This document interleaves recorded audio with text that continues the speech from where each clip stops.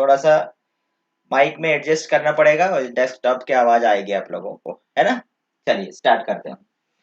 प्रबंध के सिद्धांतों के जनक कहलाते हैं। Number 1 Urwick, F.W. Taylor, Henry Fayol, Koontz O'Donnell. बताइए। अब आ रही ना आंसर? अब फटाफट बताइए। प्रबंध के सिद्धांतों के जनक। दो प्रकार के प्रबंध के सिद्धांत हैं, एक वैज्ञानिक प्रबंध के सिद्धांत हैं और दूसरे प्रबंध के सिद्धांत हैं। तो प्रबंध के सिद्धांत यहाँ पर पूछा गया है ना, हमें इस चीज को ध्यान देना पड़ेगा। तो प्रबंध के सिद्धांतों के जनक कौन है? सी, हेनरी फ्योल। ओके, इसका आंसर क्या आएगा? Henry Fayol. फिर है प्रबंध के सिद्धांतों की विशेषता नहीं है। क्या नहीं है? प्रबंध के सिद्धांतों की विशेषता नहीं है। सार्वभौमिकता, गतिशील, सापेक्षता और स्थिर। बताइए। प्रबंध के सिद्धांतों की विशेषता नहीं है। विशेषता नहीं है। प्रबंध के सिद्धांत सार्वभौमिक है, हमें मालूम है कि ये सर्वत्र उपयोग होते हैं, गतिशील भी है और सापेक्षिक भी है, मतलब एक दूसरे से रिलेटेड है। तो ये तीनों तो उसकी विशेषताओं में आता है। तो फिर क्या बचा? डी बचा, है ना। प्रबंध के सिद्धांत स्थिर नहीं है। जब यदि गतिशील है तो फिर स्थिर का तो सवाल ही नहीं उठता है। क्वेश्चन नंबर 3, निम्न हेनरी फ्योल का सिद्धांत नहीं है। तो हेनरी फ्योल ने प्रबंध के 14 सिद्धांत दिए हैं, है ना। अब उनमें से बताया गया है कि हेनरी फ्योल का सिद्धांत नहीं है, ऐसा बोला गया है। तो कौन सा नहीं है?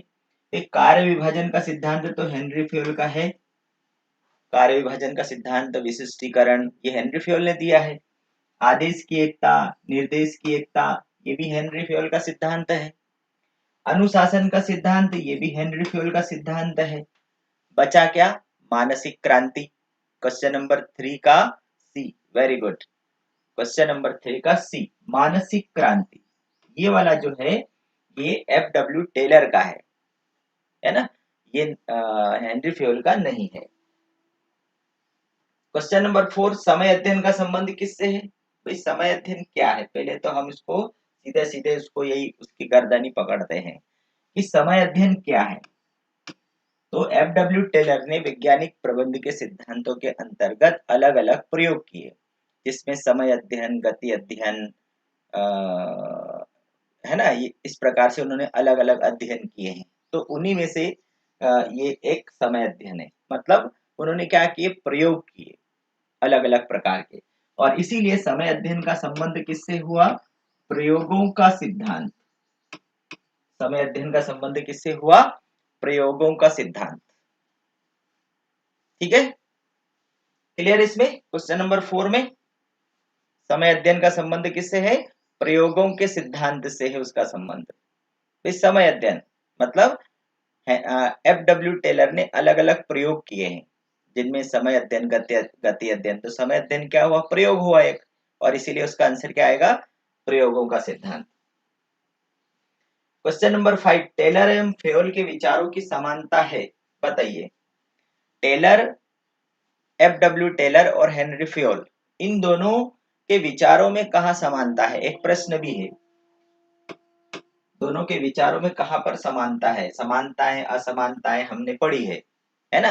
तो यहाँ पर हमारे से उनके बीच की समानता पूछी गई है कि दोनों के बीच में क्या समानता है। क्वेश्चन नंबर 5 का जवाब बताइए।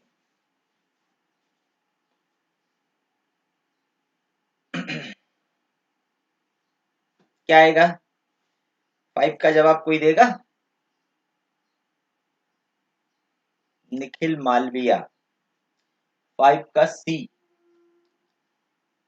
फिर 5 का ए। और ओके, दीपू, शीतल, गोपाल, इन्होंने जो डी जवाब जिनका दिया है वो सही है। भी मानवीय व्यवहार, मानवीय व्यवहार, इनमें दोनों के विचार समान हैं, बाकी क्षेत्र में वो असमान है। मानवीय व्यवहार में दोनों के विचारों में समानता है। जैसे प्रबंधकीय, तो हेनरी फ्योल प्रबंधकीय दृष्टिकोण रखते थे, जबकि टेलर श्रमिकों से संबंधित थे, कारखाना लेवल पर काम करते थे वो। इनके सैद्धांतिक थे, हेनरी फ्योल के सिद्धांत सैद्धांतिक है, टेलर के सिद्धांत सैद्धांतिक है, जबकि हेनरी फ्योल के सिद्धांत व्यवहारिक है। और तकनीकी क्षेत्र, दोनों में अलग अलग अंतर है ना। तो यहाँ पर मानवीय व्यवहार दोनों ने मानवीय व्यवहार का अध्ययन किया है, ये समानता है, ये इक्विलिटी है उनके अंदर। प्रबंध के सिद्धांत हैं, स्थैतिक है, गतिशील है, कठोर है या सही है, बताइए। प्रबंध के सिद्धांत स्थैतिक मतलब स्थिर है, स्थैतिक मतलब स्थिर, तो ये तो हो नहीं सकता क्योंकि प्रबंध के सिद्धांत स्थिर नहीं है। फिर है कठोर, कठोर भी नहीं है ना, और पूरी तरह से संपूर्ण भी नहीं है। तो फिर क्या बचा, गतिशील है। क्वेश्चन नंबर 6 का बी कैसे है, गतिशील है, प्रबंध के सिद्धांत गतिशील है। 7 नंबर, वैज्ञानिक प्रबंध के जनक किसे कहते हैं। शुरू में आया था प्रबंध के सिद्धांतों के जनक हेनरी फ्योल है ना, लेकिन वैज्ञानिक प्रबंध के जनक कौन कहलाते हैं। वैज्ञानिक प्रबंध, वैज्ञानिक प्रबंध के जनक मतलब जन्मदाता कौन है, शेल्डन, शेल्डन है, हेनरी फ्योल है, हुकर है, टेलर है। 7 का डी, FW टेलर, ठीक है, वेरी गुड आंसर आप लोगों का, मतलब इसमें कोई डाउट नहीं है आपको। प्रबंध के सिद्धांत नहीं है, प्रबंध के सिद्धांत नहीं है, नहीं है मतलब सार्वभौमिक नहीं है, ये तो गलत है। तो प्रबंध के सिद्धांत सार्वभौमिक होते हैं, इसलिए हमारा आंसर ये नहीं आ सकता। लोचपूर्ण, संपूर्ण और व्यवहारिक, तो लोचपूर्ण भी नहीं है, प्रबंध के सिद्धांत नहीं है, तो लोचपूर्ण तो है वो, है ना। फिर व्यवहारिक, तो व्यवहारिक भी है, तो क्या नहीं है वो, संपूर्ण नहीं है। संपूर्ण मतलब 100% सही नहीं है, कहीं ना कहीं तो उसमें मिस्टेक होगी, है ना। तो प्रबंध के सिद्धांत संपूर्ण नहीं है, उनमें परिवर्तन होता रहता है। हम बताए स्थितिक नहीं है, गतिशील है, गतिशील मतलब वो परिवर्तनशील है, समय के अनुसार, देश के अनुसार, परिस्थिति के अनुसार उनमें परिवर्तन होता रहता है। क्वेश्चन नंबर 8 का सी। 9 नंबर, प्रबंध के सिद्धांत की रचना किस प्रकार से की जाती है। भाई प्रबंध के सिद्धांत, भाई कोई भी व्यक्ति सिद्धांत कब बनाता है, किस बेस पे बनाता है, तो प्रयोगशाला में बनाता है, प्रबंधकों के अनुभव के द्वारा बनते हैं, ग्राहकों के अनुभव के द्वारा बनते हैं, या समाज के वैज्ञानिकों के द्वारा बनाए जाते हैं। प्रबंध के सिद्धांतों की बात हो रही है ना, प्राकृतिक विज्ञानों की बात होगी तो वो तो प्रयोगशाला में बनते हैं, लेकिन यहाँ पर हम प्रबंध के सिद्धांतों की बात कर रहे हैं कि प्रबंध के सिद्धांतों की रचना किस प्रकार से की जाती है। क्वेश्चन नंबर 9 का जवाब बताइए, प्रबंध के सिद्धांतों की रचना किस प्रकार से की जाती है, मतलब किस प्रकार से होती है। अभिषेक ठाकुर दे रहा है सी, सनातन त्रिपाठी का जवाब है बी, और आर के all study material B, Deepu का बी, शीतल भी बी, अभिषेक ठाकुर बी, सभी का बी है, तो हमारा भी बी है। प्रबंधकों के अनुभवों के द्वारा सिद्धांतों की रचना की जाती है, ठीक है। जो प्रबंधक जैसे हेनरी फ्योल, FW टेलर, ये अपने जीवन काल में प्रबंधक रहे हैं, रियल में एक कारखाना प्रबंधक रहे हैं, एक मैनेजमेंट में रहे हैं, और ये दोनों ने अपने अनुभवों के आधार पर प्रबंध के सिद्धांतों की रचना करी है। तो प्रबंधकों के अनुभवों के आधार पर निम्न में से कौन सा प्रबंध के सिद्धांतों का महत्व नहीं है। प्रबंध के सिद्धांतों का महत्व वो हम पढ़ चुके हैं, अब यहाँ बोला है कि नहीं है, हमें ये बताना है प्रबंध के सिद्धांतों का महत्व नहीं है। तो कार्यकुशलता में वृद्धि, पहल क्षमता, संसाधनों का अधिकतम उपयोग और परिवर्तित तकनीकों को अपनाना। प्रबंध के सिद्धांतों का महत्व नहीं है, तो हम है को ढूंढ लेंगे तो नहीं है अपने आप बाहर आ जाएगा। बताइए क्वेश्चन नंबर 10 का क्या जवाब दोगे आप लोग? 10 का सी। भाई प्रबंध के सिद्धांतों के आधार पर, ये तो है ही ना, सिद्धांतों में ही है, संसाधनों का अधिकतम उपयोग करना। प्रबंध के सिद्धांतों के माध्यम से तो संसाधनों का अधिकतम उपयोग किया जा सकता है। पहल क्षमता, ये भी एक सिद्धांत है, जो कर्मचारी जो होते हैं, अधीनस्थ होते हैं, उनकी योग्यता का भी उपयोग करना, पहल क्षमता। तकनीक, परिवर्तित तकनीकों को अपनाना, ये भी उसके सिद्धांतों के अंतर्गत आता है, समय के अनुरूप जो तकनीकों में परिवर्तन होता है उसको अपनाना। उसके महत्व में नहीं है, कार्य कुशलता में वृद्धि, इसको माना गया है। इसका आंसर आएगा 10th का ए।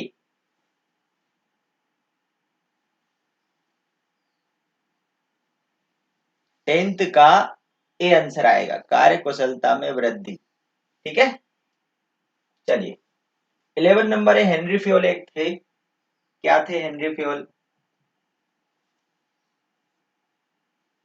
समाज वैज्ञानिक थे, खनन इंजीनियर थे, लेखाकार थे, उत्पादन इंजीनियर थे। Question number 11। फिर 10 का हो गया खत्म, 11 का क्या जवाब है? बी। 11 का सबका बी जवाब आ रहा है, खनन इंजीनियर, ये आप सभी को मालूम, एकदम राइट।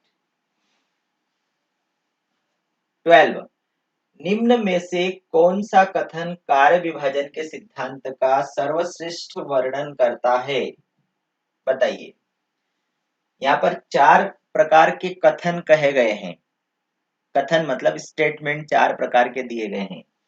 तो कार्य विभाजन के सिद्धांत का सर्वश्रेष्ठ वर्णन कौन सा स्टेटमेंट कर रहा है? मतलब ये कार्य विभाजन का सिद्धांत जो हेनरी फ्योल ने कार्य विभाजन का सिद्धांत दिया है, तो हेनरी फ्योल के कार्य विभाजन के सिद्धांत को कौन सा इसमें से स्टेटमेंट उसको समझा रहा है कि हाँ इसका मतलब ये होता है। कार्य को छोटे छोटे भागों में बांटना चाहिए, श्रम का विभाजन करना चाहिए, संसाधनों को कार्यों में विभाजित करना चाहिए, इससे विशिष्टीकरण होता है। बताइए ए बी सी या डी? क्वेश्चन नंबर 12, 12 का आंसर बताइए।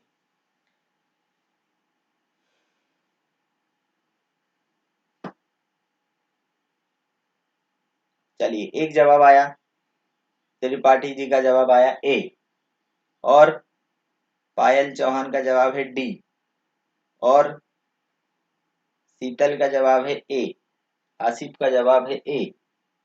और बताइए क्योंकि हमें फाइनल आंसर आर के ऑल स्टडी का ए, और यहाँ पर हमें सही आंसर ढूंढना है ना, इसलिए पहले तो तुम्हारे अंदर की चीज बाहर निकालना पड़ेगी, तभी वो सही बात अंदर जाएगी। क्योंकि हमारे दिमाग में जो रहता है हमें वही याद रहता है, इसलिए पहले हम हमारे दिमाग का बाहर निकालें, उसके बाद जो सही चीज है वो हम जब पढ़ेंगे तब वो हमें हमेशा याद रहेगी। 12 का आंसर है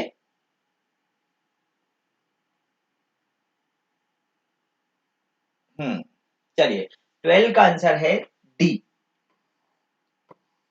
विशिष्टीकरण।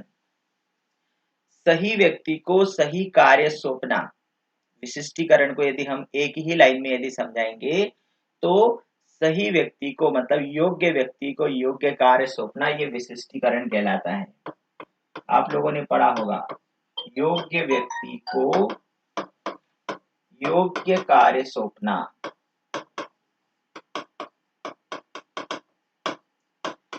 भाई जो इलेक्ट्रीशियन है उसको हम इलेक्ट्रीशियन का ही कार्य देंगे तो वो ज्यादा अच्छा करेगा, है ना। तो योग्य व्यक्ति को योग्य कार्य सौंपना, ये विशिष्टीकरण होता है। और एक कार्य विभाजन, ये कार्य विभाजन का मतलब होता है विशिष्टीकरण। दूसरे शब्दों में मतलब कार्य विभाजन का समानार्थी या कार्य विभाजन को हम दूसरे शब्दों में क्या बोलेंगे? विशिष्टीकरण बोलेंगे। और इसीलिए क्वेश्चन नंबर 12 का जवाब क्या आएगा? डी आएगा। क्लियर सभी को?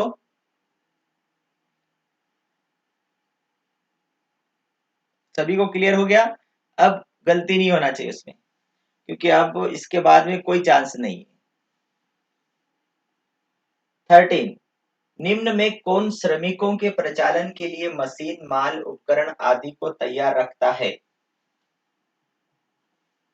ये क्वेश्चन शायद अभी उसमें भी आया था, हमारे प्रश्न बैंक में भी है। प्रश्न बैंक में है कि अभी प्री बोर्ड में आया था, किसी में ये क्वेश्चन है, निम्न में कौन श्रमिकों के प्रचालन के लिए मशीन, माल और उपकरण आदि की व्यवस्था करता है या उनके लिए तैयार रखता है? क्वेश्चन नंबर 13 का जवाब आ रहा है सभी का सी जवाब आ रहा है। एकदम राइट, वेरी गुड। सी जवाब सभी का सही है, टोली नायक। ठीक है, तो जो जवाब आप लोगों को मालूम है एकदम राइट जवाब देते हो। निम्न में से कौन सा टेलर का प्रबंध का सिद्धांत नहीं है? बताइए। टेलर, FW टेलर ने वैज्ञानिक प्रबंध के सिद्धांत दिए हैं, तो इनमें से टेलर के सिद्धांत कौन सा नहीं है? अब यदि हम देखें तो टेलर के द्वारा जो प्रबंध के सिद्धांत दिए गए हैं, हम उनको ढूंढते पहले। विज्ञान न कि अंगूठा टेक, ये तो टेलर के द्वारा दिया गया सिद्धांत है। फिर है अधिकतम न कि सीमित उत्पाद, ये भी टेलर के द्वारा दिया गया प्रबंध का सिद्धांत है। सहयोग न कि विरोध, ये भी टेलर के द्वारा दिया गया प्रबंध का वैज्ञानिक सिद्धांत है। क्या बचा? डी बचा, कार्यात्मक फोरमैनशिप, ये सिद्धांत नहीं है उनका, ये उनका वैज्ञानिक सिद्धांत नहीं है, है ना। क्वेश्चन नंबर 15, 14 का तो बी सबका सही जवाब रहा। 15, निम्न में से कौन सा कथन मानसिक क्रांति का भलीभांति वर्णन करता है? वे मानसिक क्रांति, ये FW टेलर ने वैज्ञानिक प्रबंध के अंतर्गत मानसिक क्रांति बताई है। अब ये मानसिक क्रांति का मतलब क्या होता है? तो नीचे 4 स्टेटमेंट दिए गए हैं, आपको उसमें से बताना है कि मानसिक क्रांति का मतलब क्या होता है। नंबर 1, इसमें रुझान में परिवर्तन होता है। दूसरा, प्रबंधक एवं श्रमिकों को खेल नहीं खेलना चाहिए। तीसरा, प्रबंध एवं कर्मचारी दोनों को एक दूसरे की आवश्यकता होती है। और चौथा है, श्रमिकों को और अधिक मजदूरी मिलना चाहिए। बताइए, इसका जवाब बताइए। क्वेश्चन नंबर 15 का जवाब। 15 का जवाब आ रहा है वंदना जैन का है सी, विकास जैन का भी है सी। और भाई आप लोगों ने मानसिक क्रांति पढ़ी होगी।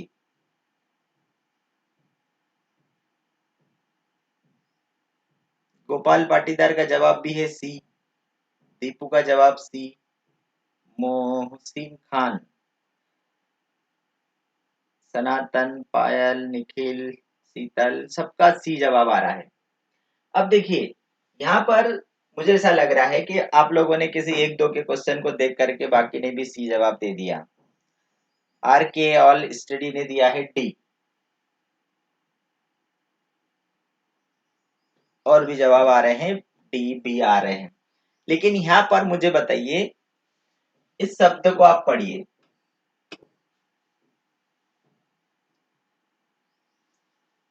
इसका मतलब क्या है? मानसिक, मानसिक मतलब मन से, मन से, और मन से क्रांति होना मतलब हमारे रुझान में परिवर्तन होना, विचारों में परिवर्तन होना। मन से मतलब यदि हम मन से कोई कुछ हमारे मन में परिवर्तन होता है, तो वो मन में परिवर्तन होना मतलब हमारे विचारों में परिवर्तन होना। हमारे रुझान, रुझान का मतलब होता है कि हमारी सोच में परिवर्तन होना। रुझान को दूसरे शब्दों में हम क्या बोलेंगे? सोच में परिवर्तन होना। और सोच में परिवर्तन किससे होता है? विचारों से परिवर्तन होता है। तो यहाँ पर इसमें रुझान में परिवर्तित निहित है। यहाँ इसका आंसर क्या आएगा? ए। इसमें रुझान में परिवर्तन निहित है। उसके रुझान में परिवर्तन आ जाता है, मतलब उसको विचारों के माध्यम से उसके मन को परिवर्तित कर दिया जाता है। ठीक है, तो क्वेश्चन नंबर 15 का ए जवाब आएगा। क्लियर है सभी को? ये सभी को क्लियर हो गया 15 का ए? अब बाद में उसमें नहीं आना चाहिए। चलिए 16, मानसिक क्रांति मूलाधार है। ये तो मालूम होगा आपको, ये भी पहले शायद हमारे प्रश्न बैंक में दिया गया है। Okay okay. क्वेश्चन नंबर 16, मानसिक क्रांति मूल आधार है। 16 का ए, वैज्ञानिक प्रबंध का। तो मानसिक क्रांति किसका मूल आधार है? वैज्ञानिक प्रबंध से रिलेटेड है वो। वैज्ञानिक प्रबंध में टेलर ने प्रयोग किए, बताइए, ये भी आपको मालूम होगा। वैज्ञानिक प्रबंध में टेलर ने कौन कौन से प्रयोग किए हैं? गति अध्ययन का प्रयोग किया, थकान अध्ययन तथा समय अध्ययन का प्रयोग किया, गति अध्ययन, थकान अध्ययन तथा समय अध्ययन तीनों का प्रयोग किया, या इनमें से कोई नहीं? क्वेश्चन नंबर 17, आसिफ ने दिया है डी, सनातन का जवाब है सी। आसिफ ने फिर जवाब पलट दिया सी।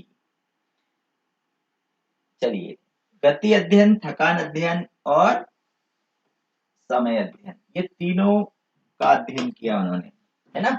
ये तीनों प्रयोग दिए उन्होंने। परंपरागत प्रबंध में श्रमिकों को मजदूरी दी जाती है। परंपरागत प्रबंध में श्रमिकों को मजदूरी दी जाती है। कम दी जाती है, अधिक दी जाती है, अधिकतम दी जाती है, या इनमें से कोई नहीं? 18 का क्या आएगा? ओके ओके भाई, ये तो क्या है, कीपैड रहता है हमारे हाथ में। भाई आज की जो डिजिटल जो टेक्नोलॉजी है उसका सबसे बड़ा दोष यही है कि आपने बटन दबा दी तो वो जैसे तीर कमान से निकलता है कि उसको आप फिर रोक नहीं सकते, ऐसा हो जाता है।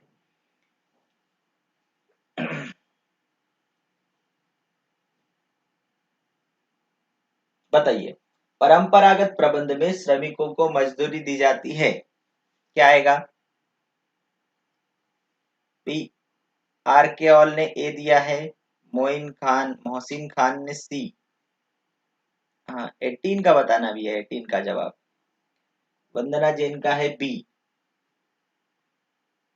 शीतल का जवाब है ए। अलग अलग जवाब आ रहे हैं। चलिए अब उसको क्लियर कर लेते हैं। परंपरागत प्रबंध में श्रमिकों से जो मजदूरी है उनको कम दी जाती थी। परंपरागत प्रबंध में श्रमिकों को मजदूरी कम दी जाती थी, और वैज्ञानिक प्रबंध जो आज के समय में वैज्ञानिक प्रबंध है उसमें श्रमिकों को मजदूरी अधिक मिलती है। ये याद रखेंगे हम, है ना? परंपरागत प्रबंध जो पुराने समय से जो चला आ रहा है उसमें श्रमिकों को कम मजदूरी मिलती थी। तो हमारा जवाब क्या आएगा? ए जवाब आएगा, कम। ठीक, कम। परंपरागत है ना, ये याद रखेंगे, परंपरागत प्रबंध में। 19, वैज्ञानिक प्रबंध में उत्पादन होता है। वैज्ञानिक प्रबंध से उत्पादन कैसा होता है? अधिकतम होता है, न्यूनतम होता है, सामान्य होता है, या इनमें से कोई नहीं? क्वेश्चन नंबर 19,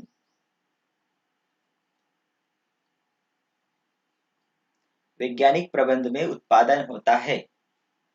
19 का ए, ठीक है, ओके, सभी का जवाब राइट है, अधिकतम होता है। 20, वैज्ञानिक प्रबंध से लाभों में होती है। वैज्ञानिक प्रबंध से लाभ में होती है, वृद्धि होती है, कमी होती है, कोई प्रभाव नहीं पड़ता है, इनमें से कोई नहीं? भाई ए सभी का सही है ना? हो गया वो। 20 का बताइए, वैज्ञानिक प्रबंध से कंपनी के लाभ में वृद्धि होती है, कमी होती है, कोई प्रभाव नहीं पड़ता, या इनमें से कोई नहीं? 20 का ए, ओके, वृद्धि होती है। ठीक है, जो कॉमन बात है वो तो सिंपल है। 21 वैज्ञानिक प्रबंध से श्रमिकों को लाभ होता है, हानि होती है, कोई प्रभाव नहीं पड़ता, इनमें से कोई नहीं। 20 का ए हो गया। 21 पे आ जाइए। वैज्ञानिक प्रबंध से श्रमिकों को लाभ होता है, हानि होती है, कोई प्रभाव नहीं पड़ता, या इनमें से कोई नहीं।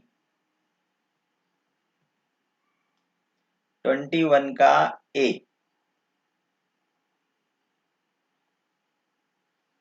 ए जवाब आएगा, लाभ होता है। भाई अभी है ना, थोड़ी देर पहले मैंने आप लोगों को बताया था, यहाँ पर है ना हम डाउट को क्लियर कर लेते हैं।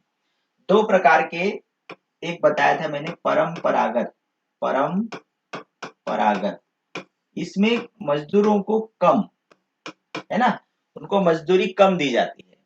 और ये जो वैज्ञानिक प्रबंध है ना, वैज्ञानिक प्रबंध में मजदूरों को अधिक मजदूरी मिलती है, मतलब उनको लाभ होता है।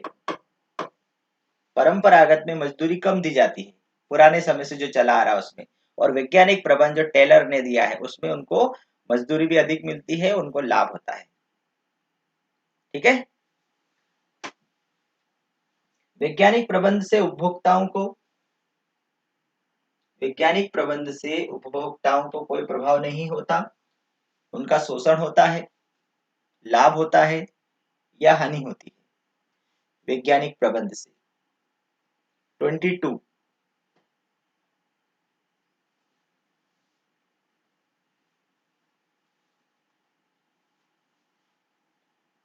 22 का, हाँ ये तो है ना भाई, आप काम अधिक करोगे तो मजदूरी अधिक मिलेगी, और इसीलिए तो जो श्रमिक है, श्रमिकों ने वैज्ञानिक प्रबंध का विरोध किया है।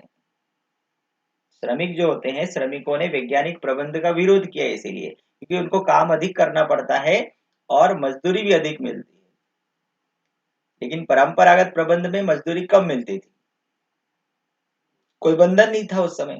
भाई वैज्ञानिक प्रबंध में क्या किया उसने, समय में बांध दिया, उनकी गति स्पीड को भी बांध दिया, उनको मटेरियल भी प्रमापित दिया जाता है, सभी काम उनको एक लिमिट, मतलब एक प्रमापित दिया जाता है, और इसलिए उसको एक निश्चित समय में निश्चित काम करना ही पड़ेगा, और उतना माल उतना ही उत्पादन करना पड़ेगा जितना बोला गया है।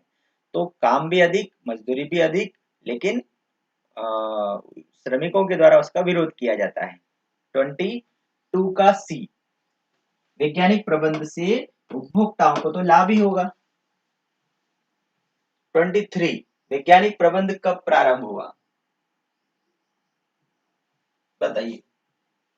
वैज्ञानिक प्रबंध का प्रारंभ कब हुआ? 1913 में, 1832 में, 1903 में, या 1923 में?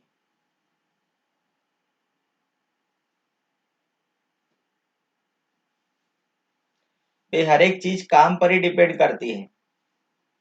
आप जितना अधिक काम करोगे आपको उतना ही प्रतिफल मिलेगा।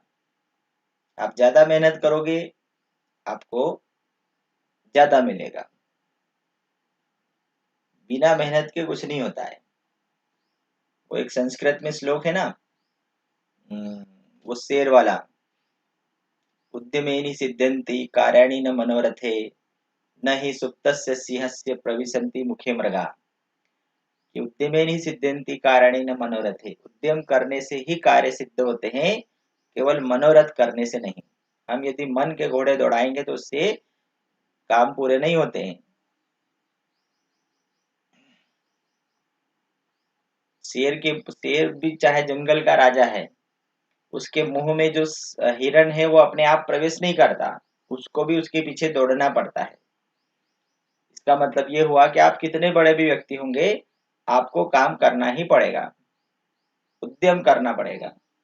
वैज्ञानिक प्रबंध का प्रारंभ कब हुआ बताइए। Question number 23। चलिए, ए जवाब सही है ना। 1913 वैज्ञानिक प्रबंध का प्रारंभ कब हुआ? 1913 में। ठीक है। 24 हेनरी फ्योल के प्रबंध के सिद्धांत हैं कितने हैं? तो हेनरी फ्योल ने प्रबंध के कितने सिद्धांत दिए हैं? 5, 10, 14, 15। ये तो सबको मालूम होना चाहिए, कॉमन बात है ये, क्योंकि हमने इनको याद किया है, ये आप लोगों ने इनको। 24 हेनरी फ्योल ने प्रबंध के कितने सिद्धांत दिए? 14 14 सिद्धांत दिए। अगला है प्रशासनिक प्रबंध के प्रस्तुतकर्ता थे।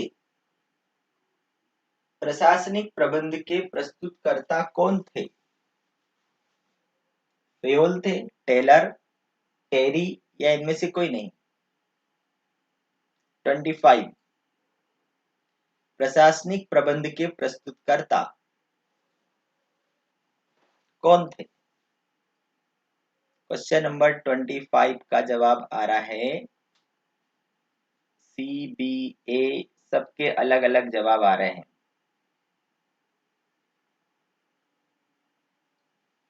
है ना। तो भाई प्रशासनिक प्रबंध का जो प्रस्तुतकर्ता कौन है? Fayol, Henry Fayol. इन्होंने प्रशासनिक प्रबंध प्रस्तुत किया था। मतलब प्रबंध में इन्होंने प्रशासन को ज्यादा महत्व दिया था, एडमिनिस्ट्रेशन को ज्यादा फोकस में लिया था। इसका मतलब ये हुआ प्रशासनिक प्रबंध के प्रस्तुतकर्ता, मतलब मैनेजमेंट, प्रिंसिपल्स ऑफ मैनेजमेंट, प्रबंध के जो सिद्धांत दिए उसमें उन्होंने, फ्योल ने उसको एडमिनिस्ट्रेशन को फोकस में लिया, जबकि टेलर ने किसको फोकस में लिया? श्रमिक को फोकस में लिया है। हमने पढ़ा है ना कि टेलर के अध्ययन का केंद्र बिंदु कौन था? तो श्रमिक। और फ्योल के अध्ययन का केंद्र बिंदु कौन है? प्रशासन है, एडमिनिस्ट्रेशन को उन्होंने ज्यादा ध्यान दिया है।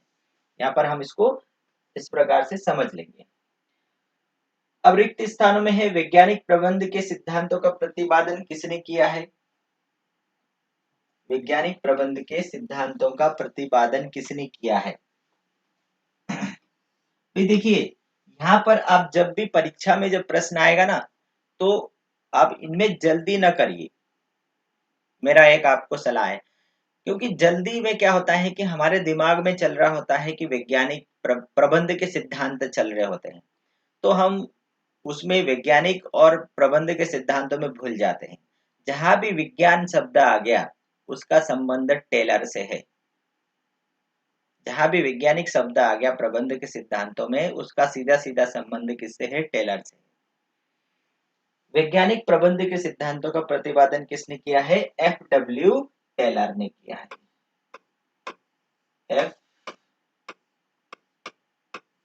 FW Taylor. अब अंग्रेजी में भी लिखेंगे तो कोई बात नहीं।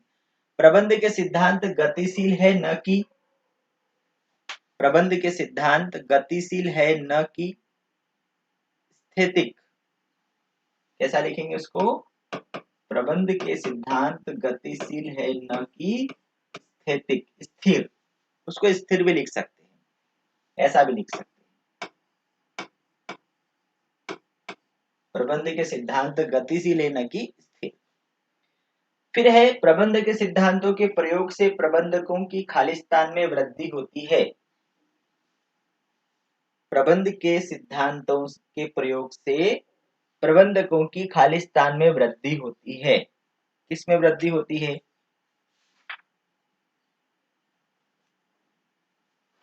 बताइए। प्रबंध के सिद्धांतों के प्रयोग से प्रबंधकों की कार्य क्षमता,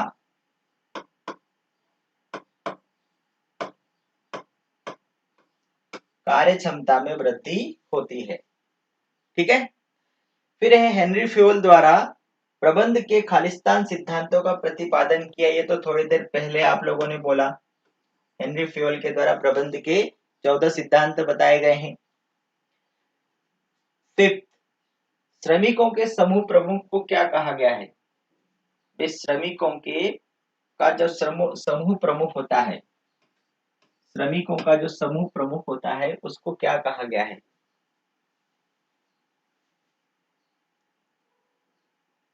ये भी बहुत फेमस क्वेश्चन है, कई बार परीक्षाओं में आ चुका है, बोर्ड परीक्षाओं में इस क्वेश्चन को कई बार पूछा गया है।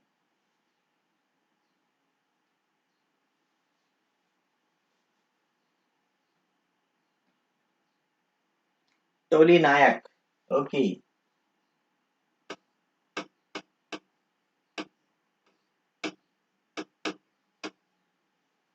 ठीक है। टेलर के अध्ययन का केंद्र बिंदु है। टेलर के अध्ययन का केंद्र बिंदु था, कौन था? टेलर के अध्ययन का केंद्र बिंदु कौन था? भाई अभी क्लास स्टार्ट हुई उस समय कोई मेरे से टेलीग्राम का लिंक पूछ रहा था कि सर टेलीग्राम का लिंक बता दीजिए। भाई आप टेलीग्राम चैनल पे जाइए और वहां पर आप चौहान एकेडमी KNW आप जब टाइप करेंगे तो आपको अपने आप ही वो चैनल आ जाएगा। वैसे मैं आज की जो क्लास है इसकी डिस्क्रिप्शन में उसके लिंक भी डाल दूंगा, ठीक है। क्योंकि वहां पर सारे नोट्स हैं, है ना, और वो नोट्स आप लोग डाउनलोड भी कर सकते हो, प्रिंट निकाल सकते हो उसकी, ये सुविधा है। बिजनेस स्टडी के सारे PDF नोट्स डले हैं, अकाउंटेंसी के सारे PDF नोट्स डले हैं, ये जितने मैं ऑब्जेक्टिव पढ़ा रहा हूँ इसको भी मैं उस पर डाल दूंगा। फिर आप इसकी प्रैक्टिस करिएगा, आंसर फिर आप वीडियो में देख लो और प्रैक्टिस उस पर करिए। टेलर के अध्ययन का केंद्र बिंदु खालिस्तान था, श्रमिक था, ठीक है।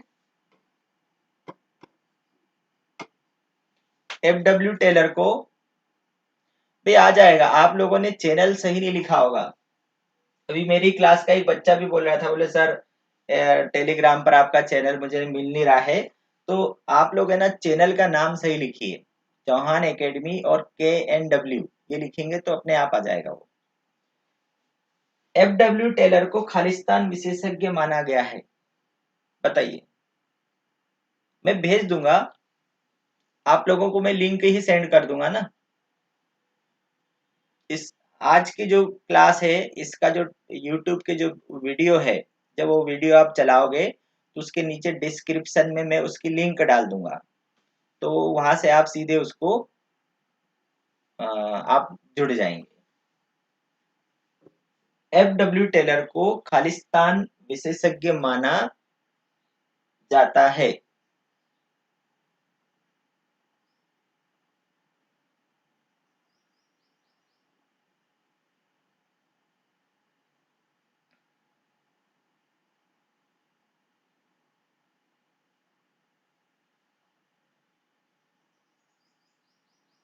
तो ये तो मैं टाइप करके आप लोगों के सामने ला रहा हूँ, जो अलग अलग राइटर की 4-5 बुक्स है, वो बुक्स में से जितने भी ऑब्जेक्टिव हैं वो सारे ऑब्जेक्टिव्स को मैं टाइप करके आप लोगों के लिए लेकर के आ रहा हूँ। ऐसे कोई पर्टिकुलर कोई बुक नहीं है। चलिए क्या हाथ है, हम 7 नंबर, FW टेलर को खालिस्तान विशेषज्ञ माना जाता है। तो यहाँ पर क्या लिखेंगे, कुशलता। कुशलता विशेषज्ञ, क्योंकि FW टेलर ने क्या किया है, श्रमिकों की जो कुशलता है वो उसका उपयोग किया है, उसकी उनकी योग्यताओं का उपयोग किया है, उस पर ज्यादा फोकस किया उन्होंने। FW टेलर को कुशलता विशेषज्ञ माना जाता है, ठीक है। आगे है, हेनरी फ्योल द्वारा प्रबंध के खालिस्तान सिद्धांत प्रतिपादित किए गए हैं। तो ये तो फिर से रिपीट हो गया ये, है ना। 14 सिद्धांत बनाए गए। प्रबंध के सिद्धांत प्रबंधकों का खालिस्तान करते हैं, ये भी मालूम होगा आप लोगों को कि प्रबंध के सिद्धांत कैसे होते हैं, मार्गदर्शक होते हैं। तो प्रबंध के सिद्धांत क्या करते हैं, प्रबंधकों का मार्गदर्शन करते हैं, वो उनको रास्ता दिखाते हैं। वो सिद्धांत कोई सा भी सिद्धांत ले लो, वह व्यक्ति को मार्गदर्शन ही करता है वो। तो प्रबंध के सिद्धांत प्रबंधकों का मार्गदर्शन करते हैं। मार्गदर्शन करते हैं मतलब जब प्रबंधक कोई काम कर रहा होता है तो उस कार्य में जब भी उसको प्रॉब्लम आती है तो उसका समस्या का समाधान ये सिद्धांत बताते हैं, उनका मार्गदर्शन करते हैं। वैज्ञानिक प्रबंध के जनक, ये देखिए जब भी विज्ञान शब्द आ गया तो उसका संबंध किससे है, टेलर से है। वैज्ञानिक प्रबंध के जनक टेलर है। वैज्ञानिक प्रबंध एक खालिस्तान दृष्टिकोण है। वैज्ञानिक प्रबंध कौन सा दृष्टिकोण है?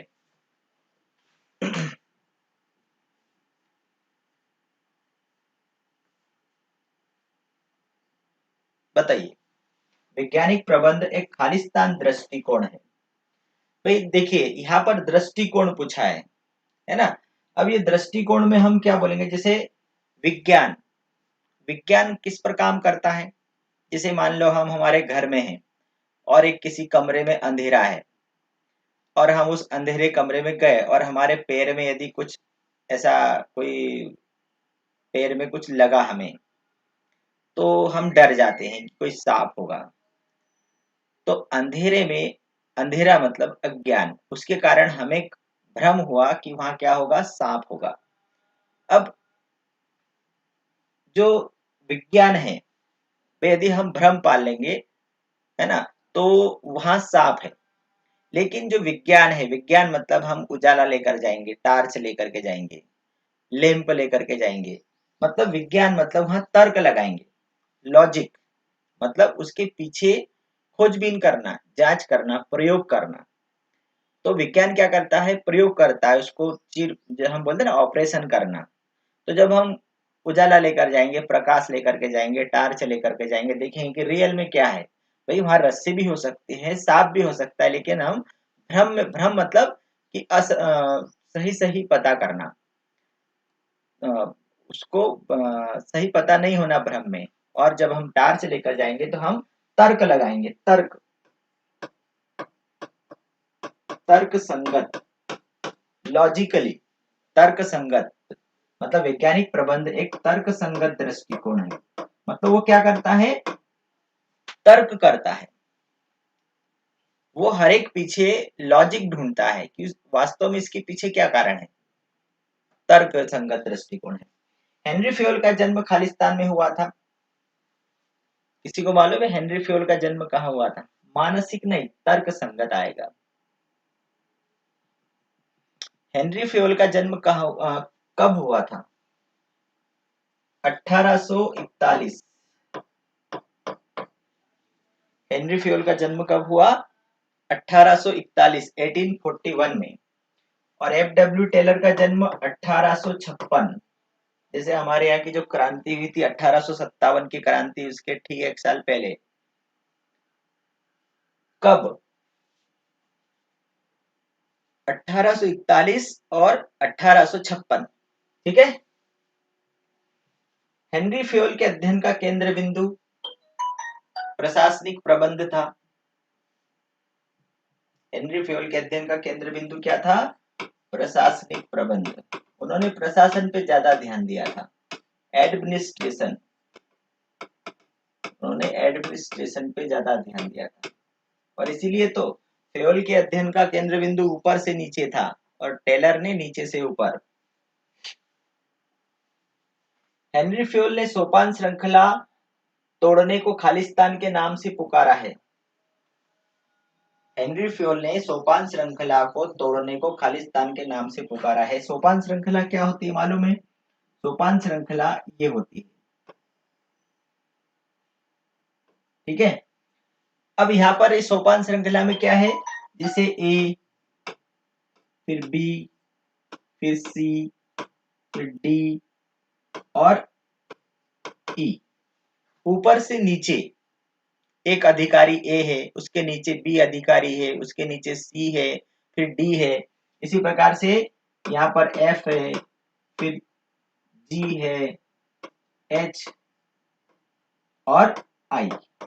अब ये तो सोपान श्रृंखला, सोपान मतलब सीढ़ी, सोपान मतलब सीढ़ी, एक सीढ़ी, दूसरी सीढ़ी, तीसरी सीढ़ी, कि कोई भी जो मैसेज है, कोई भी मैसेज ऊपर से नीचे प्रसारित होता है, एक अधिकारी से दूसरे के पास, दूसरे से तीसरे के पास, तीसरे से चौथे के पास, चौथे से पांचवे के पास, ऐसे जाता है।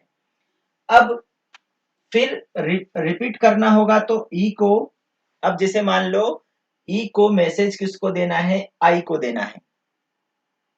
जो ई है इसको मैसेज किसको देना है, आई को देना है। तो मैसेज कैसे जाएगा, सोपान श्रृंखला के अकॉर्डिंग वो जाएगा, पहले ए पास जाएगा और फिर पलट के वो यहाँ आएगा। तो इसमें तो बहुत सारा टाइम लग जाएगा। भाई ई से डी पास जाएगा, सी पास जाएगा, बी के पास जाएगा, ए पास जाएगा, फिर एफ, जी, एच, आई, ऐसे पलट के आने में बहुत टाइम लगेगा। तो हेनरी फ्योल ने इस गैंग को, ये गैंग है, ये इस गैंग को तोड़ दिया और इसीलिए इस गैंग को उन्होंने तोड़ा और बोला कि भैया ई जो है वो सीधा सीधा मैसेज इसको फॉरवर्ड कर सकता है, तो उसमें कम समय लगेगा। और उसने इस गैंग को क्या कर दिया, तोड़ दिया। और इसीलिए ई सीधे आई से यदि कांटेक्ट करता है तो इसको कहा गया है गैंग प्लैंक। गैंग प्लैंक, ठीक है, गैंग प्लैंक या पुल, हिंदी में उसको हम क्या बोलेंगे, पुल। ये भी अंग्रेजी ही वर्ड होगा, पुल करना, तोड़ना। उस गैंग को तोड़ दिया उन्होंने, ठीक है। तो हेनरी फ्योल ने सोपान श्रृंखला को तोड़ने को पुल कहा है या गैंग प्लैंक कहा है। क्लियर, समझ में आया ये क्या है वास्तव में।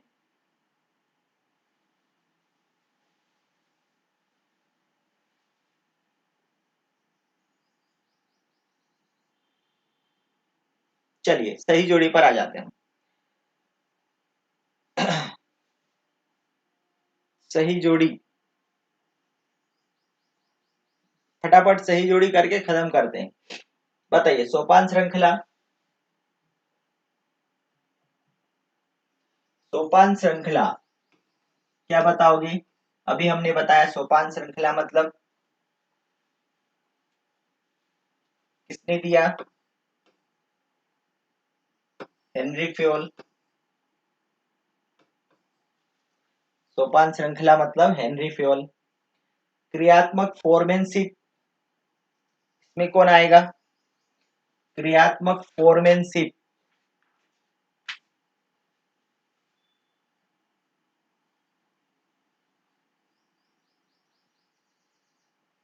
क्रियात्मक फोरमैनशिप में क्या किया है, उन्होंने 8 नायक की कल्पना करी है। 8 नायक जो हमने बोला ना, जो कार्ड निर्देशक, टोली नायक, ऐसे 8 नायक होते हैं उसमें। तो क्रियात्मक फोरमैनशिप का संबंध किससे है, टोली नायक से। क्रियात्मक फोरमैनशिप का संबंध किससे है, टोली नायक से है। फिर है प्रयोगों का सिद्धांत, प्रयोगों का सिद्धांत, ये तो हम पढ़ चुके हैं। प्रयोगों का सिद्धांत, गति अध्ययन, प्रयोगों का सिद्धांत मतलब गति अध्ययन।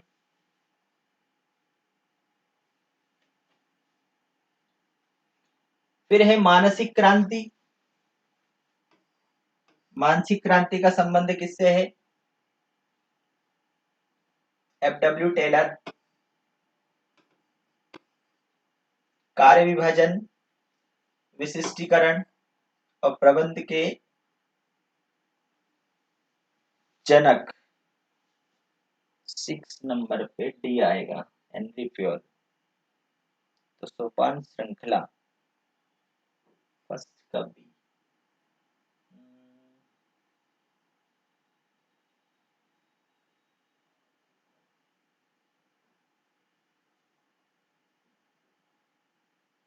चेंज करना पड़ेगा इसमें।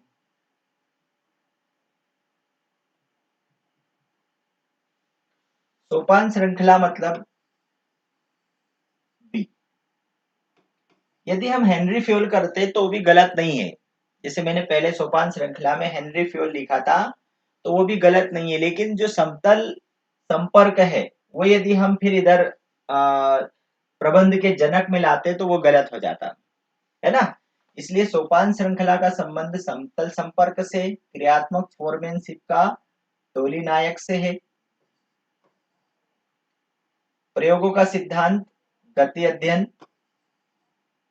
मानसिक क्रांति एफ.डब्ल्यू. टेलर, कार्य विभाजन विशिष्टीकरण और प्रबंध के जनक हेनरी फ्योल। पहले हमने जैसे सोपान श्रृंखला में हेनरी फ्योल दिया तो वो गलत नहीं था, क्योंकि सोपान श्रृंखला तो हेनरी फ्योल नहीं बताइए, लेकिन यहाँ पर फिर समतल संपर्क में हम यहाँ बच रहा था प्रबंध के जनक, वो गलत हो जाता। ठीक है, ये हो गई सही हमारी।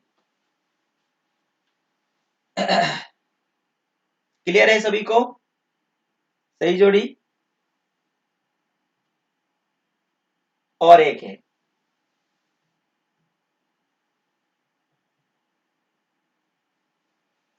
आज से क्या है, बच्चों की क्लासेस भी स्टार्ट हो गई है। प्राइमरी लेवल के बच्चों की भी, प्राइवेट स्कूल के बच्चों की भी स्टार्ट हो गई है। और इसलिए थोड़ा सा सुबह 7 बजे बच्चों को स्कूल भेजने में थोड़ा सा टाइम हमें देखना पड़ेगा, 8 बजे का। अनुशासन का सिद्धांत। अनुशासन का सिद्धांत किससे रिलेटेड है? समय अध्ययन, समान व्यवहार, प्रयोग, प्रभावी प्रशासन। अब देखिए, इसको यदि हमें करने में, इसको यदि हमें सेट करना है, तो जैसे समान व्यवहार, तो समान व्यवहार का संबंध है समता का सिद्धांत। प्रभावी प्रशासन, आदेश की एकता। ठीक है। फिर श्रमिकों की लापरवाही पर प्रतिबंध, श्रमिकों की लापरवाही पर प्रतिबंध 3 भी हो गया। और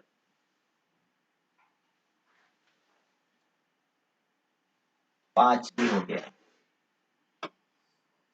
ठीक है। तो अनुशासन के सिद्धांत में क्या आ जाएगा? फ्योल। ये अनुशासन का सिद्धांत किसने दिया है? हेनरी फ्योल ने दिया है।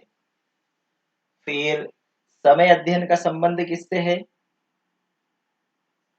श्रमिकों की लापरवाही पर प्रतिबंध। तो समय अध्ययन मतलब श्रमिकों की लापरवाही पर प्रतिबंध करने के लिए समय अध्ययन दिया।